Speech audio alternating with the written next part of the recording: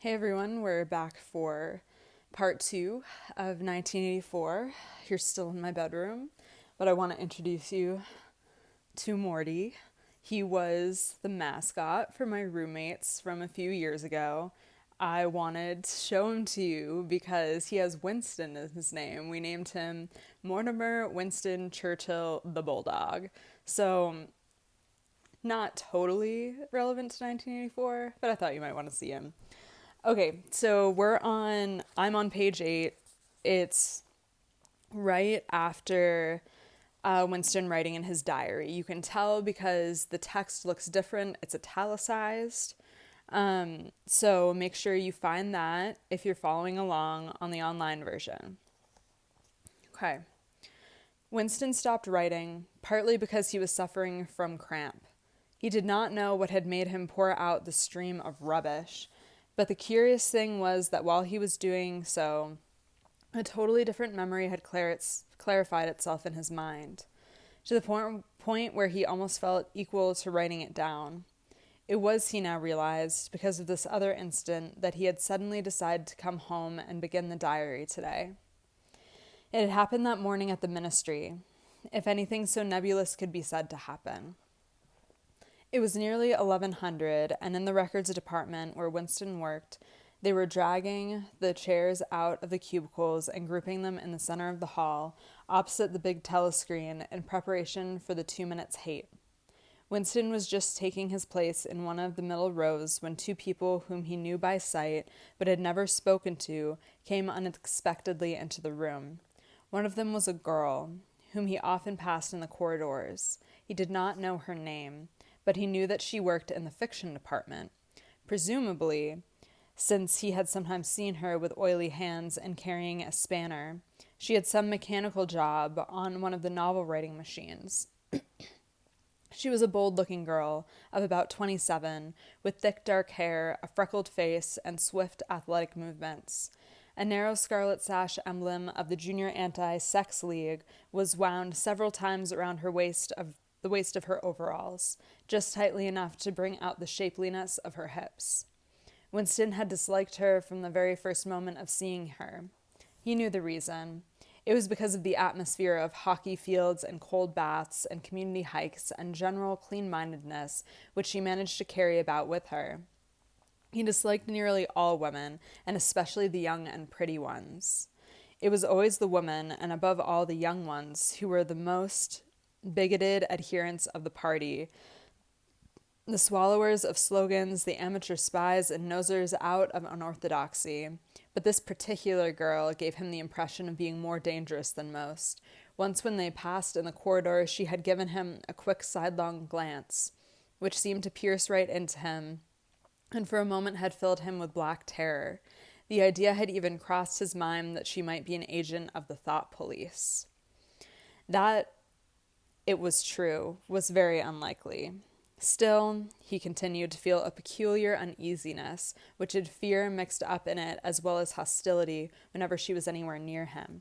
Okay, so the first thing to know about this girl is that she works in the fiction department, and people don't write fiction anymore, machines write them, which is why her hands are oily. So no human hand has any, creativity. It's all the machines, like, getting out plots, getting stuff out, something that will appeal to the masses so that they still have something to read, but they know it goes along with party values. So no free thinking. That is the first thing you can get from this paragraph. The next is this girl. Winston's freaked out by her because she is a member of the Junior Anti-Sex League. So that means they're against having sex probably before marriage, or maybe sex at all. And then, yeah, so he's threatened by her. Winston is threatened by everyone. Basically, anyone can report you to the thought police and say that you've committed a crime, and they'll investigate you and they'll look into it.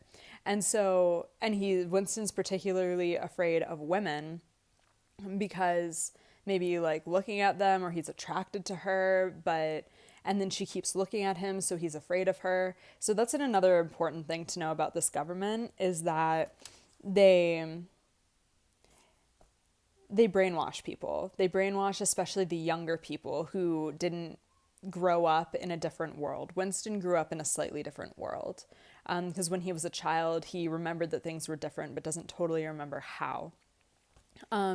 With this, though, with the younger people, they swallow like war is peace, freedom is slavery, ignorance is strength. They believe that stuff. Whereas Winston, he doesn't believe it, but he doesn't know who he can trust to talk to, which is also why he wanted the diary. Okay. We're on paragraph 2 on page 9. The other person was a man named O'Brien, a member of the inner party and a holder of some post so important and remote that Winston had only a dim idea of its nature. A momentary hush passed over the group of people round the chairs as they saw the black overalls of an inner party member approaching. O'Brien was a large, burly man with a thick neck and a coarse, humorous, brutal face. In spite of his formidable appearance, he had a certain charm of manner. He had a trick of resettling his spectacles on his nose, which was curiously disarming in some indefinable way. Curiously civilized. It was a gesture which, if anyone had still thought in such terms, might have been recalled an 18th century nobleman offering his snuff-box. Winston had seen O'Brien perhaps a dozen times in almost as many years. He felt deeply drawn to him, and not solely because he was intrigued by the constant between O'Brien's urban manner and his prizefighter's physique. Much more it was because of a secretly held belief, or perhaps not even a belief, merely a hope, that O'Brien's political orthodoxy was not perfect. Something in his face suggested it irresistibly, and again, perhaps it was not even unorthodoxy that was written in his face, but simply intelligence. But at any rate, he had the appearance of being a person that you could talk to if somehow you could cheat the telescreen and get him alone. Winston had never made the smallest effort to verify this guess. Indeed, there was no way of doing so. At this point, O'Brien glanced at his wristwatch, saw that it was nearly 1100, and evidently decided to stay in the records department until the 2 minutes hate was over. He took a chair in the same row as Winston, a couple of places away. A small, sandy-haired woman who worked in the next cubicle to Winston was between them. The girl with dark hair was sitting immediately behind. Okay, so what's important with O'Brien, because I know that there were a lot of large words in there, that he looks like a fighter. He's big.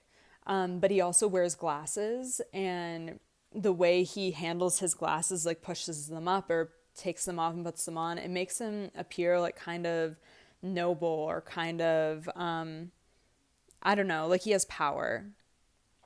Like a nobleman offering his snuff box. So like offering someone some tobacco or something, or a cigarette or something like that. He seems approachable. He seems like he might be easy to talk to, and he might not believe everything that the party says is true, even though he's in the inner party, even though he is higher ranking in a higher class than Winston. So that's really important about his character. Winston thinks he might be able to trust him, even though he can't trust anybody at all. Okay. The next moment, a hideous, grinding screech, as of some monstrous machine running without oil, burst from the big telescreen at the end of the room. It was a noise that set one's teeth on edge and bristled the hair at the back of one's neck. The hate had started. As usual, the face of Emmanuel Goldstein, the enemy of the people, had flashed onto the screen. There were hisses here and there among the audience. The little sandy-haired woman gave a squeak of mingled fear and disgust. Goldstein was the renegade and backslider who once, long ago, how long ago nobody quite remembered, had been one of the leading figures of the party, almost on level with Big Brother himself, and then had engaged in counter-revolutionary activities, had been condemned to death, and had mysteriously escaped and disappeared. The program of the 2 Minutes Hate varied from day to day, but there was none in which Goldstein was not the principal figure. He was the primal traitor, the earliest defiler of the party's purity. All subsequent crimes against the party, All treacheries, acts of sabotage, heresies, deviations spring directly out of his teaching. Somewhere or other he was still alive and hatching his conspiracies, perhaps somewhere beyond the sea, under the protection of his foreign paymasters, perhaps even, so it was occasionally rumored, in some hiding place in Oceania itself. Okay, so Emmanuel Goldstein is the enemy. He's the one that they all hate because he goes against party values. He helped found the party and the current government, but then he realized that he didn't like it, and then he started to fight it. And that's why there's 2 minutes hate against him. Like they allow the party to hate this man for 2 minutes a day.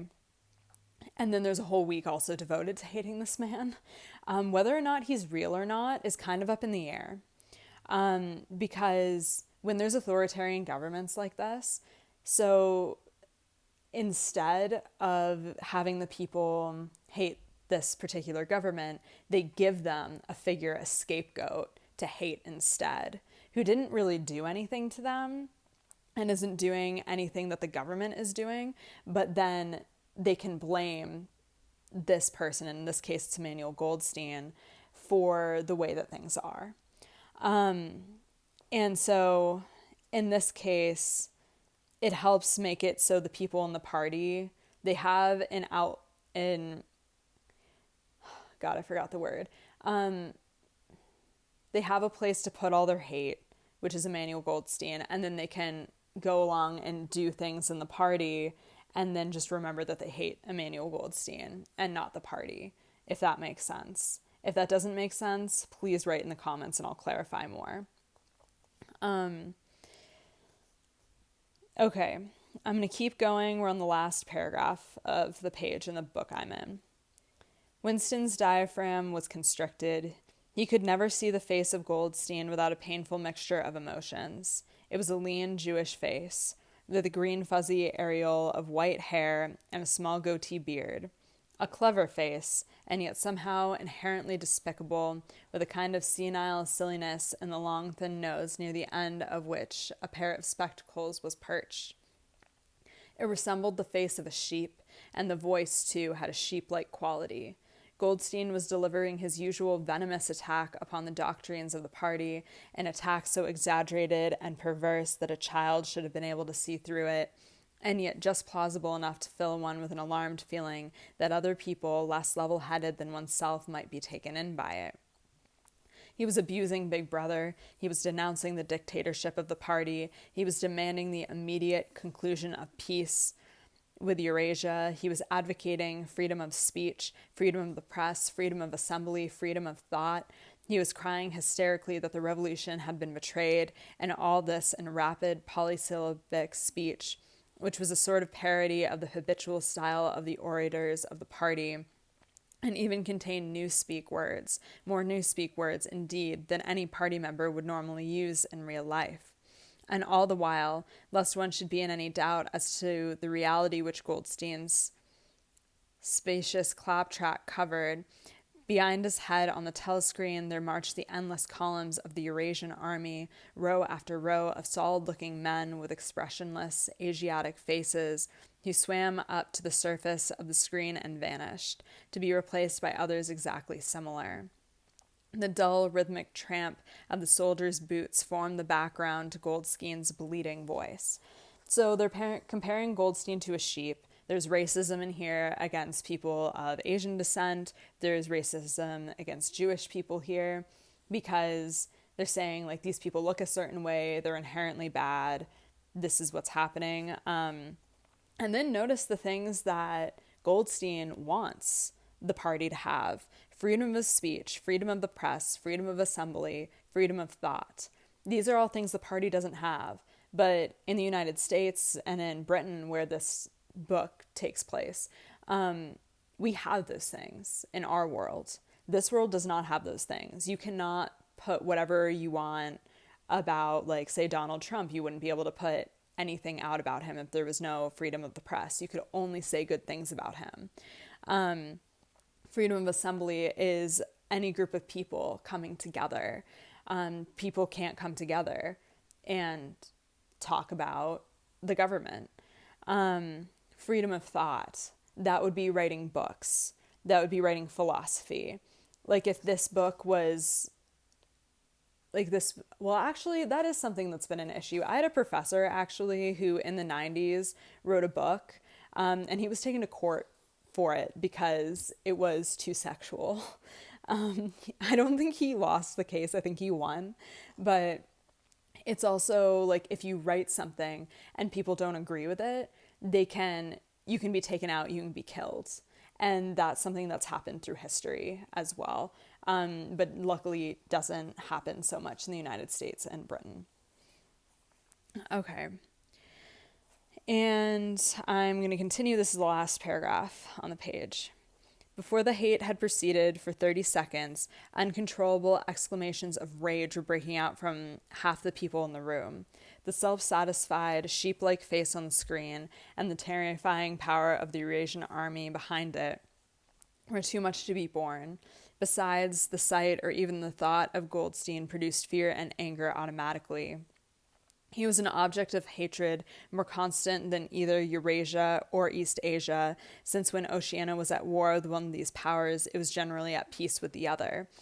But what was strange was that although Goldstein was hated and despised by everybody, although every day and 1,000 times a day on platforms, on the telescreen, in newspapers, in books, his theories were refuted, smashed, ridiculed, held up to the general gaze for the pitiful rubbish that they were. In spite of all this, his influence never seemed to grow less. Always there were fresh dupes waiting to be seduced by him.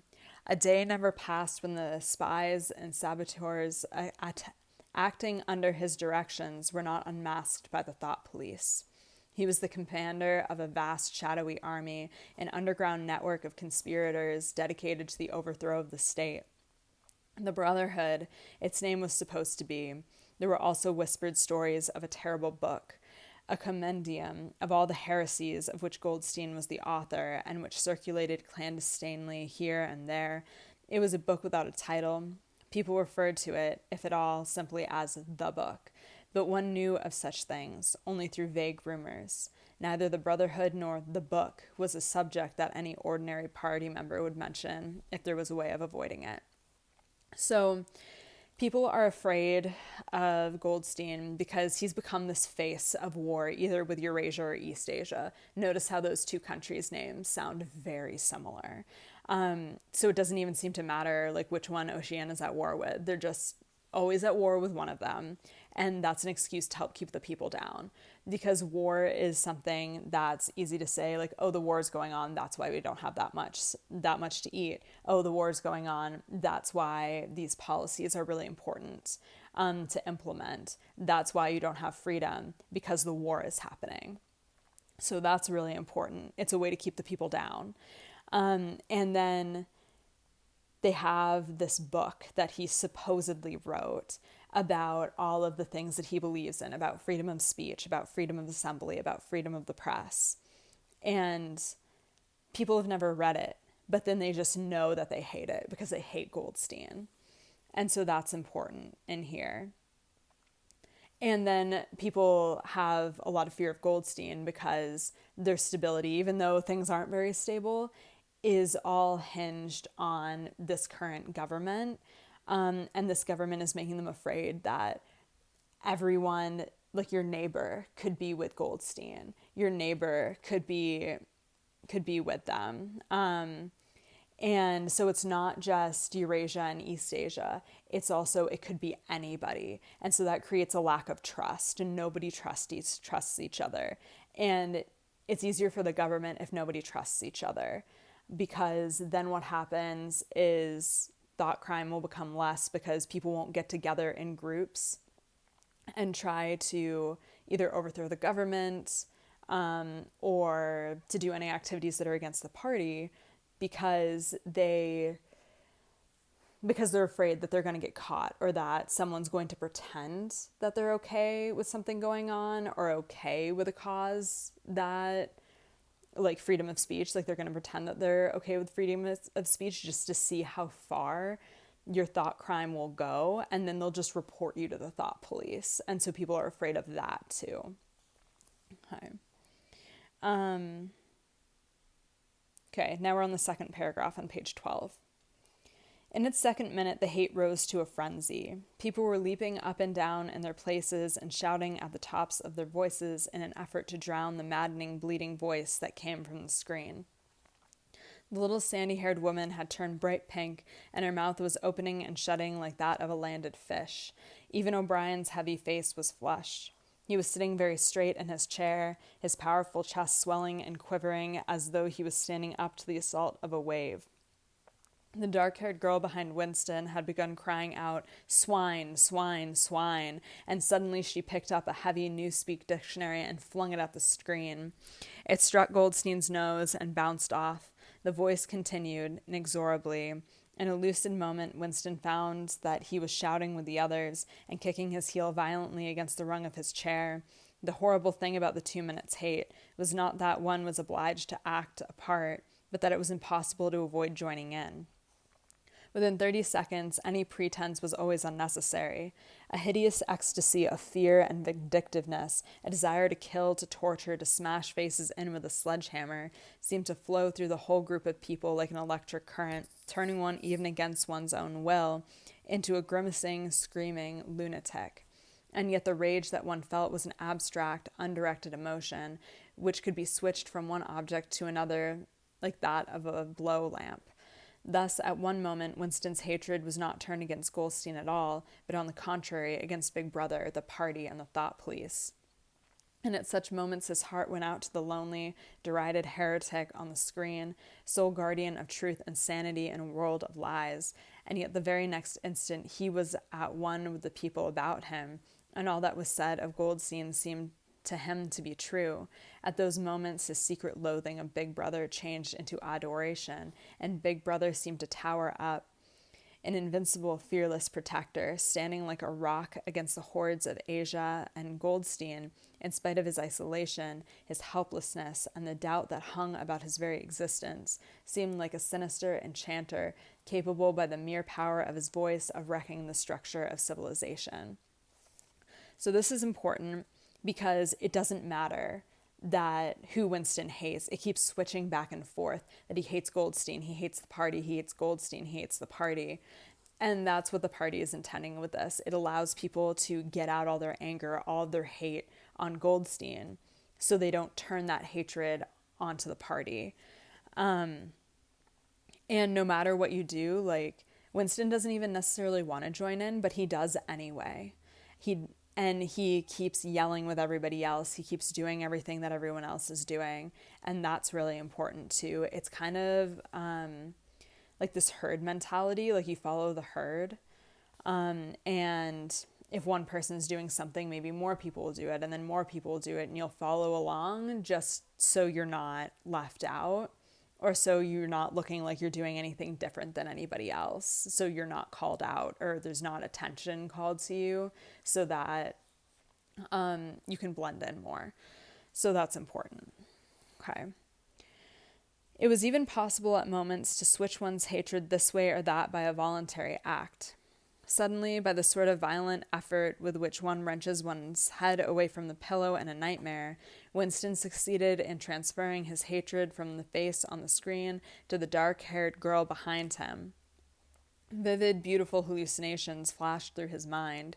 He would flog her to death with a rubber truncheon. He would tie her naked to a stake and shoot her full of arrows like Saint Sebastian. He would ravish her and cut her throat at the moment of climax. Better than before, moreover, he realized why it was that he hated her. He hated her because she was young and pretty and sexless, because he wanted to go to bed with her and would never do so, because round her sweet, supple waist, which would seem to ask you to encircle it with your arm, there was only the odious scarlet sash, aggressive symbol of chastity.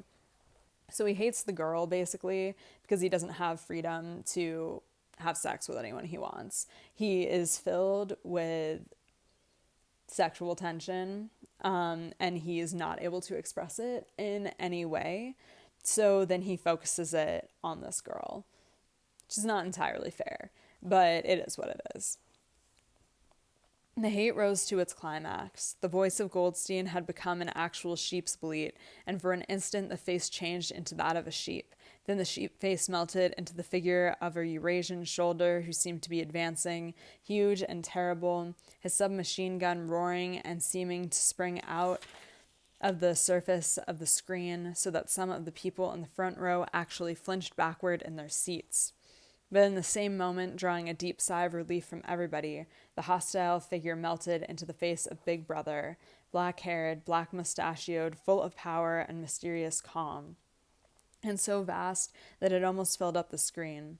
Nobody heard what Big Brother was saying. It was merely a few words of encouragement, the sort of words that are uttered in the din of battle, not distinguishable individually, but restoring confidence by the fact of being spoken. Then the face of Big Brother faded away again, and instead the three slogans of the party stood out in bold capitals. War is peace. Freedom is slavery. Ignorance is strength. Okay, so you don't understand what Big Brother is saying, but it's calming to the people after they've all hated on Goldstein. He says words of encouragement, you can't hear it, but it's again like following the crowd. His face appears, everyone calms down. And it's also important that they actually flashed a picture of a sheep when Goldstein's face was up, because that creates a subliminal message that people might not be conscious of associating Goldstein with a sheep. So if you keep flashing that over and over again, you're just going to think that he's cattle, that he's sheep, that he's less than human. And then you show a soldier after that, and then you go to Big Brother. So you go from like hate to fear of the war, to showing that someone is a sheep, and then you go to Big Brother, who's supposed to be this protector, and then these party slogans, the beliefs: war is peace, freedom is slavery, ignorance is strength. But the face of Big Brother seemed to persist for several seconds on the screen, as though the impact that it had made on everyone's eyeballs were too vivid to wear off immediately. The little sandy-haired woman had flung herself forward over the back of the chair in front of her. With a tremulous murmur that sounded like "my savior," she extended her arms toward the screen. Then she buried her face in her hands. It was apparent that she was uttering a prayer. At this moment, the entire group of people broke into a deep, slow, rhythmic chant of "BB, BB, BB," over and over again, very slowly, with a long pause between the first B and the second, a heavy, murmurous sound, somehow curiously savage, in the background of which one seemed to hear the stamp of naked feet and the throbbing of tom-toms. For perhaps as much as 30 seconds they kept it up. It was a refrain that was often heard in moments of overwhelming emotion. Partly it was a sort of hymn to the wisdom and majesty of Big Brother, but still more it was an act of self-hypnosis, a deliberate drowning of consciousness by means of rhythmic noise. So basically people are chanting BB. It's almost like a prayer, like this prayer to Big Brother of protecting them, self-hypnosis. So making it seem like something's happening that's not, a deliberate drowning of self-consciousness. Or of consciousness. So like getting rid of thought and just being overwhelmed and taken over by the presence of Big Brother. Like Big Brother becomes a feeling in a lot of ways in this bit, where he becomes a noise, he becomes a prayer, to be, so that you can be saved from Goldstein. Winston's entrails seemed to grow cold. In the 2 minutes' hate he could not help sharing in the general delirium, but his subhuman chanting of BB, BB always filled him with horror. Of course he chanted with the rest. It was impossible to do otherwise.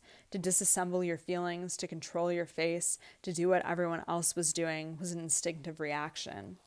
But there was a space of a couple of seconds during which the expression in his eyes might conceivably have betrayed him, and it was exactly at this moment that the significant thing happened, if indeed it did happen. Momentarily he caught O'Brien's eye. O'Brien had stood up. He had taken off his spectacles and was in the act of resettling them on his nose with his characteristic gesture, but there was a fraction of a second when their eyes met, and for as long as it took to happen, Winston knew Yes, he knew that O'Brien was thinking the same thing as himself. An unmistakable message had passed. It was as though their two minds had opened and the thoughts were flowing from one into the other through their eyes. I am with you, O'Brien seemed to be saying to him. I know precisely what you are feeling. I know all about your contempt, your hatred, your disgust. But don't worry, I am on your side. And then the flash of intelligence was gone, and O'Brien's face was as inscrutable as everybody else's. So Winston and O'Brien make eye contact for just a second. And because of that eye contact and the way O'Brien looked at Winston, Winston is convinced that O'Brien is on his side, that O'Brien actually secretly hates Big Brother too. This was all, and he was already uncertain whether it had happened. Such incidents never had any sequel. All that they did was to keep alive in him the belief or hope that others beside himself were the enemies of the party. Perhaps the rumors of vast underground conspiracies were true after all. Perhaps the Brotherhood really existed. It was impossible, in spite of the endless arrests and confessions and executions, to be sure that the Brotherhood was not simply a myth. Some days he believed in it, some days not. There was no evidence, only fleeting glimpses that might be anything or nothing, snatches of overheard conversation, faint scribbles on lavatory walls. Once even, when two strangers met, a small movement of the hands which had looked as though it might be a signal of recognition. It was all guesswork. Very likely he had imagined everything. He had gone back to his cubicle without looking at O'Brien again. The idea of following up their momentary contact hardly crossed his mind. It would have been inconceivably dangerous, even if he had known how to set about doing it. For a second, 2 seconds, they'd exchanged an equivocal glance, and that was the end of the story. But even that was a memorable event. In the locked loneliness in which one had to live, Winston roused himself and sat up straighter. He let out a belch. The gin was rising from his stomach. So here we're seeing that Winston believes that O'Brien might be on his side, but it's dangerous to go and talk to him because anyone could listen, anyone could watch. O'Brien might not even be the person that Winston hopes he is. He might end up betraying Winston. And so that's important here, that he wants to talk to O'Brien really badly, but knows he can't because it's too dangerous. His life could be on the line. His eyes refocused on the page. He discovered that while he sat helplessly musing, he had also been writing, as though by automatic action, and it was no longer the same cramped, awkward handwriting as before. His pen had slid voluptuously over the smooth paper, printing in large, neat capitals, "Down with Big Brother, down with Big Brother, down with Big Brother, down with Big Brother, down with Big Brother," over and over again, filling half a page. He could not help feeling a twinge of panic. It was absurd, since the writing of those particular words was not more dangerous than the initial act of opening the diary, but for a moment he was tempted to tear out the spoiled pages and abandon the enterprise altogether. So basically, opening the diary and writing in it at all is just as bad of a crime as writing Down with Big Brother. Because it shows that he wants free thought. That's what the thought police would come after him for. He's showing that he's not doing the same thing everyone else is. He's being different. He bought a diary. He wants to write in it. That's just as bad as being against Big Brother. To the party, anyway. They don't differentiate between those crimes. Those crimes are the same. But he did not do so, however, because he knew that it was useless. Whether he wrote Down with Big Brother or whether he refrained from writing it made no difference. Whether he went on with the diary or whether he did not go on with it made no difference. The thought police would get him just the same. He had committed, would still have committed, even if he had never set pen to paper, the essential crime that contained all others in itself. Thought crime, they called it. Thought crime was not a thing that could be concealed forever. You might dodge successfully for a while, even for years, but sooner or later they were bound to get you. So thought crime is when you have a thought that's against party ideas. It doesn't matter if you write it down. It doesn't matter if you act on it. If the party finds out that or suspects that you are thinking thoughts that are against the party, you've committed a crime.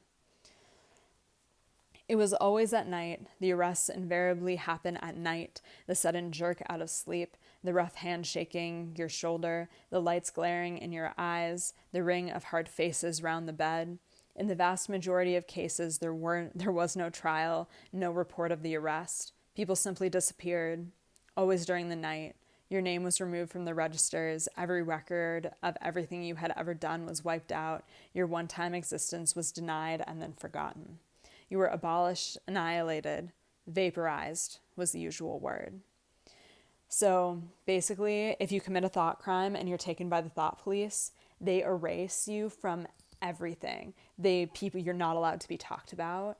It's like you never existed. And vaporized, it's like if something is vaporized, it's turned into vapor. It's turned into like mist that rise into the air. Like when things evaporate. That's like vapor to me. And so that's the thing that will happen to him because he opened a diary and wrote something down. For a moment, he was seized by a kind of hysteria. He began writing in a hurried, untidy scrawl. They'll shoot me, I don't care. They'll shoot me in the back of the neck, I don't care. With Big Brother, they always shoot you in the back of the neck, I don't care. Down with Big Brother. He sat back in his chair, slightly ashamed of himself, and laid down his pen. The next moment, he started violently. There was a knocking at his door. Already? He sat as still as a mouse, in the futile hope that whoever it was might go away after a single attempt. But no, the knocking was repeated. The worst thing of all would be to delay. His heart was thumping like a drum, but his face, from long habit, was probably expressionless. He got up and moved heavily towards the door. Okay, so that's where I'm going to stop for today. I know I read a little longer this time, but I wanted to get to part 2. It's in Roman numerals. But you'll see that. It's the first break, a real break of like creating a chapter. So yeah, we're leaving Winston where he feels like the thought police already know he wrote in the diary and are knocking on the door to take him away. All right, everyone, I hope you are enjoying this so far, and I hope my commentary is helping it make a little bit more sense to you as well. Let me know in the comments if you're having problems understanding it, and I can try to define more words and things like that.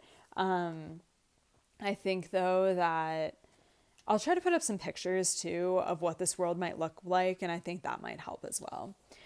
Okay, see y'all later.